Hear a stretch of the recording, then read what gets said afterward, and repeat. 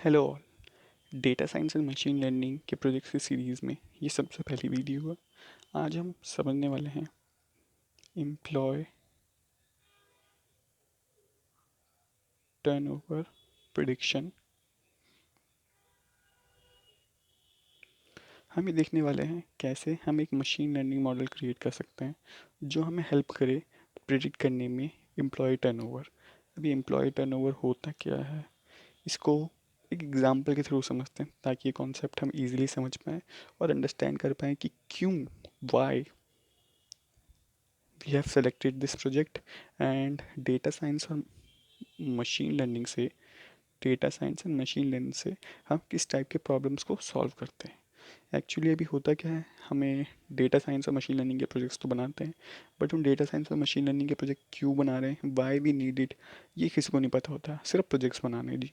लेकिन हम कोशिश करेंगे कि हम ऐसा ना करें, हम पहले वाई समझेंगे और फिर उस वाई का क्या सोल्यूशन है वो समझेंगे, और फिर देन हम समझ पाएंगे कि वो प्रोजेक्ट क्यों एग्जिस्ट करता है, क्या उसके बेनिफिट्स हैं, क्या उसके प्रोज हैं, क्या उसके कॉन्स हैं।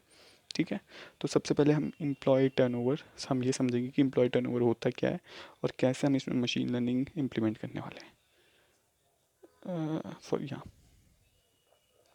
सपोज आप किसी कंपनी के एचआर हैं, आपने न्यू हायरिंग करी, आपने फ्रेशर्स को हायर करा, उन्हें ट्रेन करा।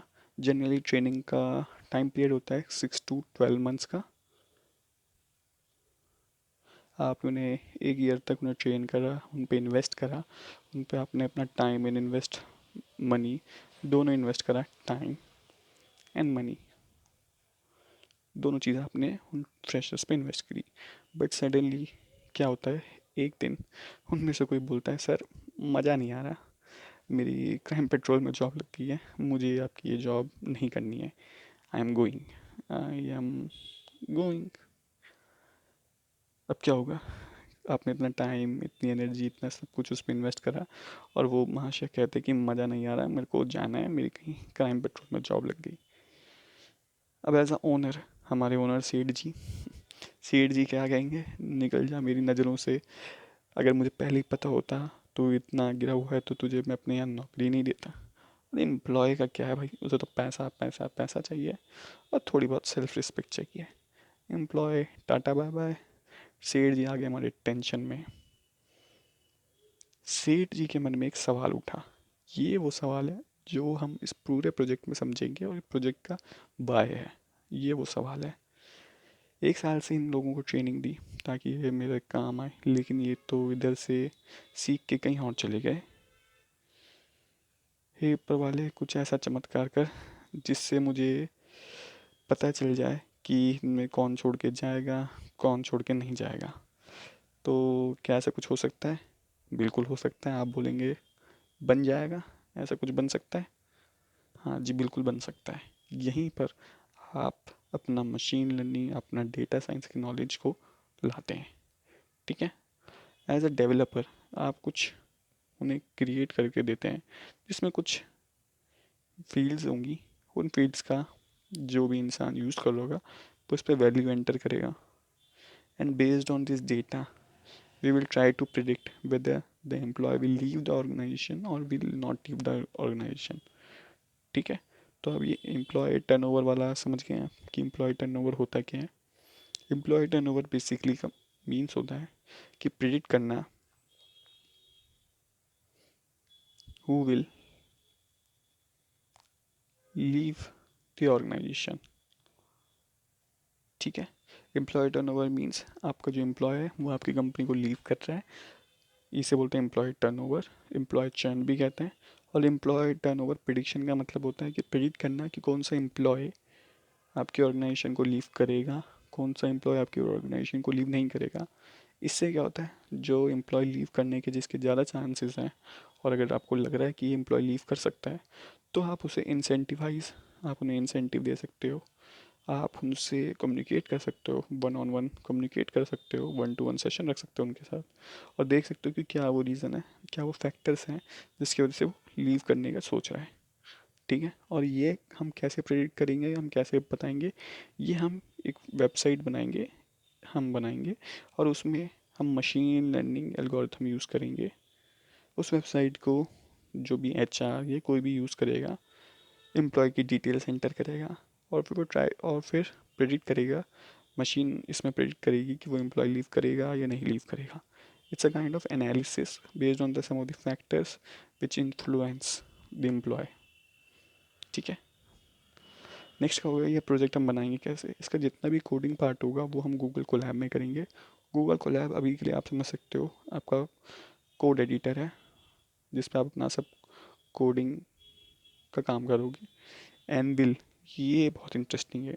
अभी मैंने बात करी हम एक वेबसाइट बनाएंगे जिसके अंदर HR अपनी इंफॉर्मेशन एंटर करेगा एम्प्लॉय की, और फिर वो वेबसाइट बताएगी कि वो लीव करेगा या नहीं लीव करेगा. तो ये जो वेबसाइट है ये हम एनविल में बनाएंगे और इन दोनों का कॉम्बिनेशन से हमारा फाइनल प्रोडक्ट बनेगा. ठीक है. अब ये गूगल कोलैब और हम एनविल के बारे में थोड़ा पढ़ लेते हैं कि ये होते क्या हैं. थोड़ा बेसिक बेसिक. गूगल कोलैब जी क्या होता है, काइंड ऑफ का कोड एडिटर है जिसमें आप पाइथन के कोड्स लिखते हो. जनरली ये इनिशियली पाइथन के कोड्स लिखने के लिए है यूज़ होते हैं. GPU पावर, ये आपने सुना होगा CPU. एक होता है GPU. जब भी हम मशीन लर्निंग या डेटा साइंस के प्रोजेक्ट की बात करते हैं तो हम GPUs की बात करते हैं. गूगल कोलैब एक online based GPU code editor है जिसमें आपको GPU की पावर मिलती है. बहुत ईजी से यूज़ करना. अगर किसी ने जुपिटर यूज़ करा होगा तो वो तो सिमिलरली काइंड ऑफ. और ये सबसे बेस्ट है, no need to download. No need to download. ठीक है. तो अगर आपका सिस्टम चाहे कितना भी पुराना हो, आपको कोई टेंशन नहीं, आपका पूरा प्रोजेक्ट चल जाएगा. No need to download. Next आता है एनविल. एनविल क्या है, ये इस पूरे प्रोजेक्ट का स्टार है. ये एक ऐसी टेक्नोलॉजी है जो गूगल कोलैब हो सकता है आप में से काफ़ी ने सुना होगा. Anvil is something interesting. अभी तक इस पर क्या होता है, इस पर आप वेबसाइट बना सकते हो. इसे आप गूगल कोलैब से कनेक्ट कर सकते हो और अपना जो भी अपने वेबसाइट बनाई है उसे आप डिप्लॉय कर सकते हो. इसकी कुछ लिमिटेशन भी है, वो हम बाद में पढ़ेंगे. अभी आप एनविल को ऐसे समझ सकते हो, आपने अपना जितना भी कोडिंग होगा वो आप गूगल कोलैब पे करोगे. ये जो भी आपने कोडिंग करी है इसको वेबसाइट के साथ कनेक्ट करने का काम एनविल का होगा.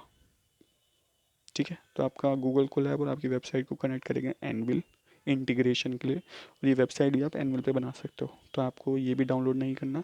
सारी चीज़ें no need to download on system पे काम करेगी. आपको कुछ डाउनलोड नहीं करना, सब हम ऑनलाइन यूज़ करेंगे. एक बेसिक सा फ्लो देख लेते हैं कि वेबसाइट कैसे होने वाली है. यूज़र आपका इनपुट करेगा. वेबसाइट के इनपुट फील्ड्स होंगे जैसे कि आपको बताया था. यहाँ पर कुछ फील्ड्स होंगी, वहाँ पर कुछ आपको वैल्यूज़ एंटर करनी होगी, और जो भी आपने वैल्यू एंटर करी है वो एनविल वेब कोड, जो भी एनविल होगा जो इंटीग्रेट करेगा आपको गूगल कोलैब को आपकी वेबसाइट के थ्रू, ये सारी फील्ड्स उस एनविल वेब कोड पे जाएंगी और जो भी आपने एंटर करा है डेटा उसको एनालिसिस करेगा और आपको आउटपुट प्रेडिक्ट करके देगा. एक बेसिक से हम देख लेते हैं कि हम क्या क्या करेंगे. ये अभी ये समझने की कोई ज़रूरत नहीं है. अगर आपको पहले से पता है तो ठीक है, वरना ये पार्ट आप स्किप कर सकते हैं. ये जस्ट ब्रीफ बता रहा हूँ कि प्रोजेक्ट कैसा होगा. आपका एक सैम्पल डेटा होगा, उसमें मशीन लर्निंग मॉडल्स यूज़ करेंगे, random forest decision tree, logistic, linear, और जो भी आपका सबसे बेस्ट मॉडल होगा उसको हम सेलेक्ट करेंगे, उसको डाउनलोड करेंगे. डाउनलोड करने के बाद हम उसे एनविल में पोस्ट करेंगे. अभी पूरा प्रोसेस कैसे होगा क्या होगा वो डिटेल में समझेंगे. अभी जस्ट ये हाई लेवल अंडरस्टैंडिंग है. ठीक है. जब आप वो डाउनलोड कर दोगे अपने बेस्ट मशीन लर्निंग मॉडल को, उसे हम एनविल में डिप्लॉय करेंगे. आपके एनविल को कनेक्ट करेंगे गूगल कोलैब से, आपका फाइनल वेबसाइट दिख जाएगी. ठीक है जी. तो ये पूरा प्रोसेस था कि कैसे हम अपना कोड लिखेंगे गूगल कोलैब में. गूगल कोलैब में वेबसाइट को इंटीग्रेट करने के लिए हम एनविल यूज़ करेंगे. ये हमारा इंटीग्रेशन के लिए यूज़ होगा. जो वेबसाइट होगी वो भी हम एनविल एडिटर में बनाएंगे. ठीक है. तो एनविल के अंदर हम वेबसाइट भी बनाएंगे. एनविल हमारा गूगल कोलैब आपकी वेबसाइट को कनेक्ट भी करेगा. जो वेबसाइट होगी आप नॉर्मल HTML CSS से बना सकते हो. इसमें कोई ज़्यादा हम इसमें दिमाग नहीं लगाएंगे. हमारा काम क्या होगा, इस गूगल कोलैब को बनाना, कोड लिखना और इस वेबसाइट को कनेक्ट करना है इस गूगल कोलैब के थ्रू. तो ये हमारा एक बेसिक स्ट्रक्चर होने वाला है. इसको हम थोड़ा और डिटेल्स में हम नेक्स्ट वीडियोस में हम पढ़ते रहेंगे। एक हाई लेवल अंडरस्टैंडिंग है। तो अगर मैं वीडियो को सम अप करूँ तो हम समझ चुके हैं कि बहुत सारे एम्प्लॉयज़ हैं,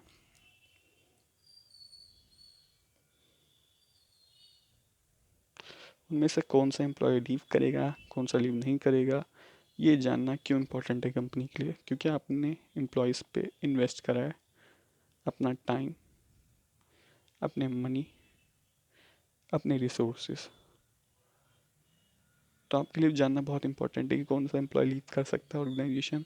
अगर जो एम्प्लॉय लीव कर सकता है ऑर्गेनाइजेशन, उन सबको आप इंसेंटिवाइज कर सकते हो, उन सभी वन ऑन वन कन्वर्सेशन कर सकते हो, वन टू वन कन्वर्सेशन कर सकते हो उनके साथ कि क्या ऐसे फैक्टर्स हैं, क्या ऐसे रीजंस हैं जो इन्फ्लुएंस कर रहे हैं उस एम्प्लॉय को लीव करने के लिए। हो सकता है वो फैक्टर्स किसी दूसरे को भी इन्फ्लुएंस करें, तो इसलिए आप पहले से ही उन्हें डिटेक्ट करना चाहते हो, पहले से उन्हें पता करना चाहते हो, जिससे आपकी जो डिसीजन मेकिंग है वो बेटर हो पाए। ठीक है, इसके लिए यही आपका एम्प्लॉय टर्नओवर, एम्प्लॉय टर्नओवर कि आपको फाइंड करना है कौन सा एम्प्लॉय लीव करेगा, कौन सा एम्प्लॉय लीव नहीं करेगा। इसे आप एम्प्लॉय टर्नओवर प्रिडिक्शन, ईटीपी कहते हैं, एम्प्लॉय टर्नओवर प्रिडिक्शन। ये हेल्प करेगा ऑर्गेनाइजेशन को अपने रिसोर्सेज को ईजीली आइडेंटिफाई करने में, ईजीली अपने रिसोर्सेज पे टाइम एंड मनी इन्वेस्ट करने में, और बहुत सारी चीज़ों में। ठीक है, तो as a data engineer, as a machine learning engineer आपका क्या काम होना चाहिए? आपका काम होना चाहिए ऐसे मशीन लर्निंग मॉडल, ऐसे मशीन लर्निंग डेटा एनालिसिस करे जाए जिससे हम इनको प्रिडिक्ट कर पाएँ। ठीक है, तो आई होप एक basic rough understanding about why हम समझ चुके हैं कि हम कर क्यों रहे हैं, और सबसे इम्पोर्टेंट कि हम ये प्रोजेक्ट ही हमने क्यों सेलेक्ट करा, why this project, what we are achieving through this project, what are the outcomes of this project. ये सारी चीज़ें आई होप इस वीडियो में एक्सप्लेन हो चुकी होंगी। अगर स्टिल कोई डाउट है आप कमेंट सेक्शन में लिख सकते हैं। नेक्स्ट फर्दर वीडियोज़ में हम देखेंगे कि जो हम बनाएंगे वो दिखता कैसे है। एक बार आपको फाइनल डेमो जो हमारी वेबसाइट है उसका हम देखेंगे कैसे वो कनेक्ट हो रही है, कैसे वो दिख रही है। तो next video will be a demo video, will be a demo video, will be a demo video. ठीक है जी, तब तक के लिए बाय बाय।